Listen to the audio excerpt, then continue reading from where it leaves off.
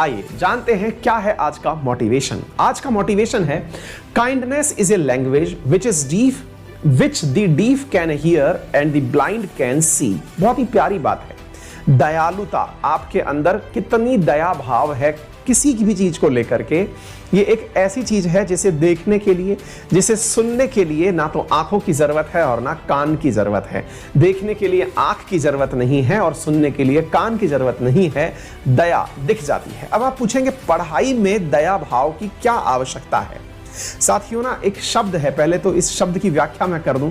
दया है क्या, अल्टीमेटली दया क्या है, इसको भी थोड़ा सा समझिए।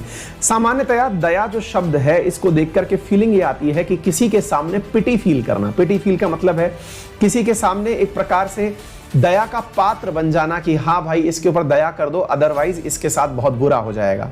लेकिन वास्तविकता में यहाँ दया शब्द का अर्थ करुणा से है, और वो करुणा एक ऐसा शब्द है जिसे समझने के लिए आपको दूसरे की फीलिंग्स का एहसास होना बहुत जरूरी है।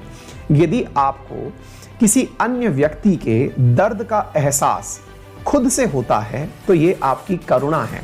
अंग्रेजी में यही करुणा आपको एम्पैथी के रूप में प्राप्त होती है। वहीं अगर आप किसी के दर्द पर केवल संवेदना व्यक्त करते हैं कि आपके साथ बुरा हुआ, मुझे इसका दुख है, आप जब ये व्यक्त बोलते हैं तो ये आपकी संवेदना है, सिंपैथी है। इस सिंपैथी के अंदर आप अपने द्वारा एक सहानुभूति व्यक्त करते हैं, उसको शब्द बोल करके उसके साथ आप जुड़ने का मतलब स्थापित करते हैं, व्यवहार स्थापित करते हैं। वहीं जब आप किसी से ये बोलते हैं कि आपको जो दर्द हुआ उस दर्द को मैं भी महसूस कर रहा हूं, और आप उसके दर्द के बारे में विचार करते हैं कि यदि कोई व्यक्ति किसी एग्जाम में फेल हो गया है तो उस व्यक्ति के साथ में क्या क्या ऐसी परिस्थितियां हुई होंगी जिसे आप भी एहसास करें। कोई व्यक्ति ने किसी अपने करीबी को खो दिया है तो उसके किस प्रकार के चैलेंजेस रहे होंगे। जब आप इस तरह का अनुभव लेके आते हैं तो इसे हम एम्पैथी कहते हैं। करुणा जो है वो आपको इस इंसानी सभ्यता के अंदर बहुत ऊंचाइयों तक ले जाती है।